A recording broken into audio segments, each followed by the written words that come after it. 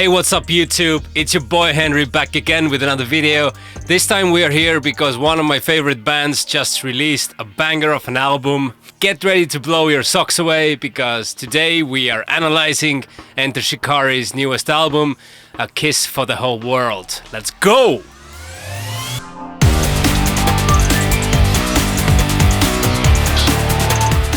So, Enter Shikari's newest album, A Kiss for the Whole World, is the second album in a row produced by the band itself, or more Rue Reynolds, who's the singer of the band. I gotta say, it's incredible, taking into account all the different styles of music, all the different elements, the synths, the guitars, the drums, the vocals, the FX, whatever. It's an incredible amount of different things, and for the band to produce this kind of album themselves, hands down, it's a really good job.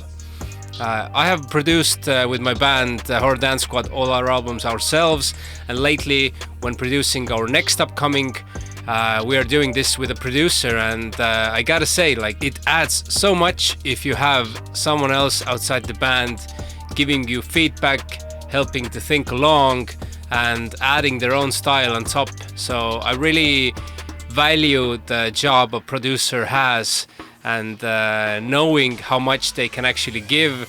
I think it's amazing that Enter Shikari has done it all by themselves, and I think they're getting better and better. Anyway, I had to dig in and analyze the album because I absolutely love it.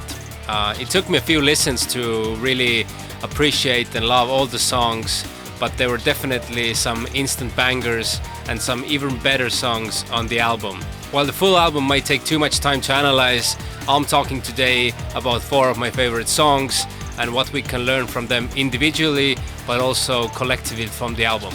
So without further ado, let's go to song number 1. Their first single was definitely a crazy good banger. Please Set Me on Fire is one of my favorite songs this year for sure, and it's just wonderful. It starts straight with just the vocal hook of the chorus, followed by the main melody played on guitar. But take a listen when actually the whole section hits in, then that melody from guitar is transferred to synth.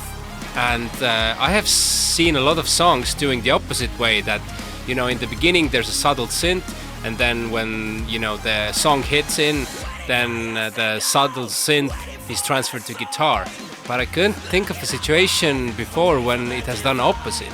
So actually the heavy part, or the rocking part, the main melody is on synth, not the guitar. So I think that's a really cool thing, and they actually do it a few more times in the songs, in Leap Into the Lightning and also in Goldfish. That's a takeaway I would like to try. Also pay attention how kind of slow the whole instrumental is compared to the synth line. The synth line is super fast, and then the rest of the instrumental part basically gives the room for the synth melody to shine. And I think this is a good takeaway, to always listen to what parts you are, what would you like to bring more in front, and what's more important. There cannot be too much things which are fighting with each other, so definitely keep that in mind when producing, that have 1 or 2 things stand out always, and then keep the rest of the instrumentals more on the background. And I like how the verse is more energetic. There's a small pause with the drums that really gives the song a bit of air before going to an active beat. One other thing I like is how they change the vocal parts between themselves. Enter Shikari is a classic band where all of the guys basically sing, and here as well the B verse is sung by Chris instead of Rue. But on the second time when we go back to it, then it's sort of a break, or, you know, just a mellow part, and then Rue sings it himself, and that's also like switching up things. So what it does, it's basically keeping the song interesting. There's always some changes, some small tweaks happening, although the main melody lines are the same. And after that mellow part, a second chorus kicks in, and this time it's an alternative version. It's more heavy, the drums are keeping a straight rhythm, and vocals are just singing some hooks. It's followed by the normal chorus, and then goes back to the alternative one as well.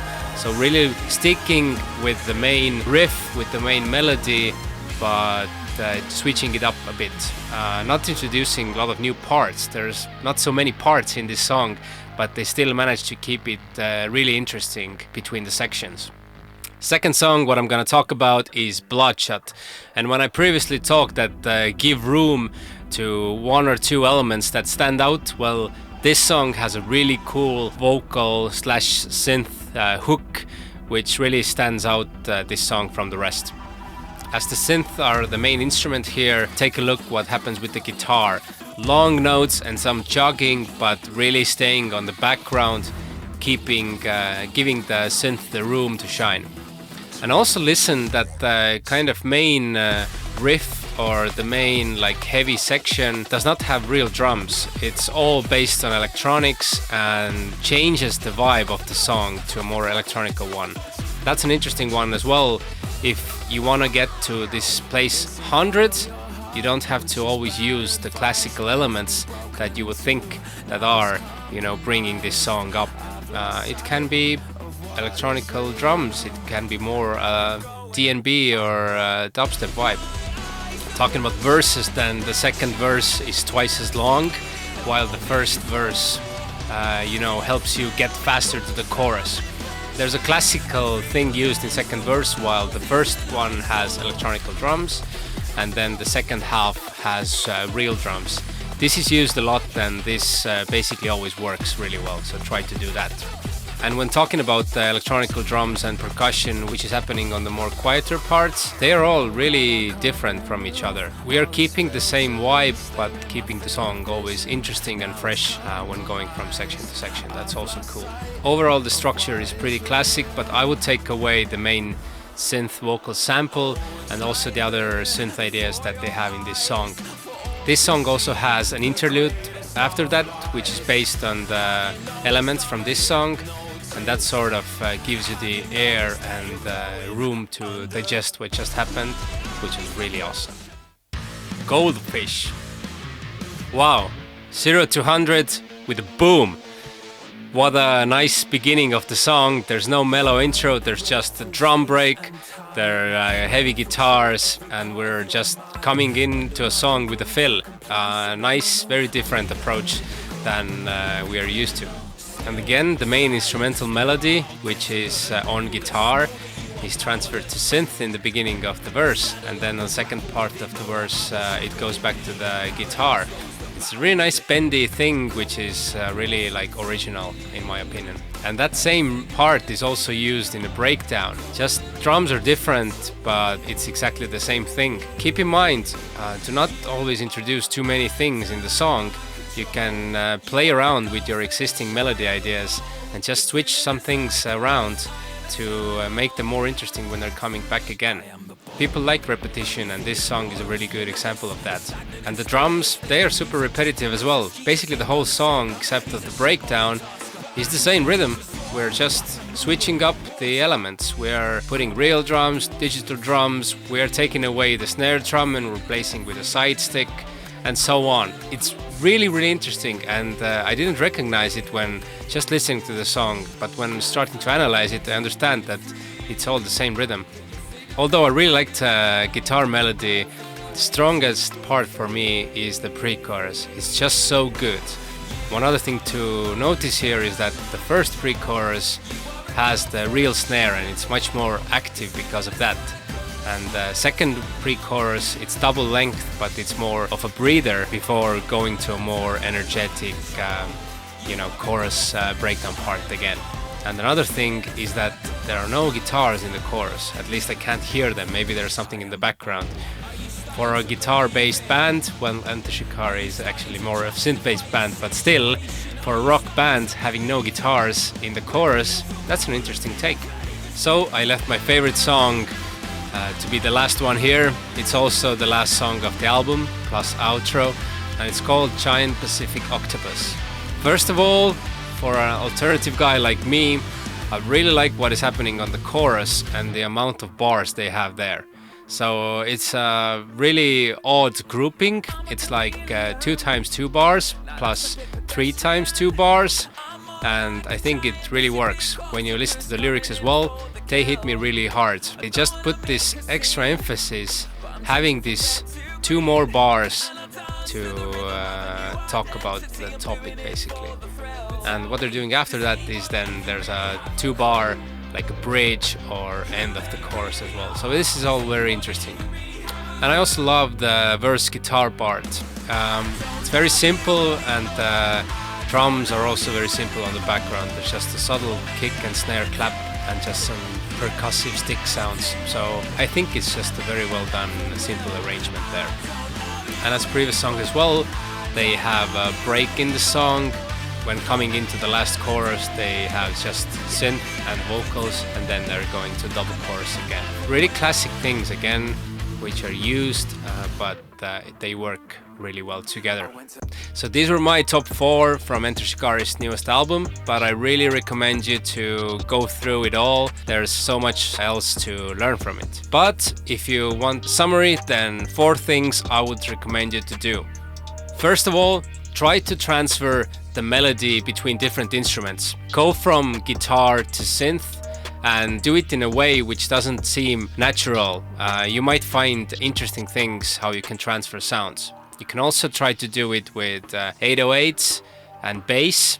Doesn't matter which way you do it. And also try to do it with electronical drums and real drums. Go to percussions.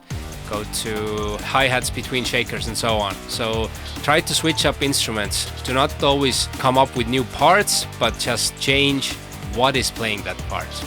Second thing to remember is switch up drum parts, especially on the quieter parts where there are usually electronical drums or percussive elements. You don't have to repeat the same beat. It makes it much more interesting if, for example, the first part has some tablas and some percussive elements, and the second part has electronical drums, maybe just hi-hat, maybe some shakers, and maybe some snare rolls. So switch them up, they really make a big change. Thirdly, have a breather in the song. It can be a section or half a section before the chorus, before the breakdown, in the second half of the song mostly. Leave that room to then make the powerful part more powerful. The opposites attract, and the extremes always work together and benefit from each other. And fourthly, if you're in a rock band and you're used to writing guitar riffs and playing everything full, then maybe try to play less notes to have more elements, and especially vocals stand out better. The song might benefit from it a lot. These are my takeaways. I'm really excited to try them out. I have already tried some of those out and excited to share you the results. So thanks Enter Shikari for making a banger album. This will be in my car and in my studio playing a lot this year, and I hope this gave you something to work on as well. And remember, just your best song might just be one song away. So go do some awesome stuff and see you on the next one. Peace.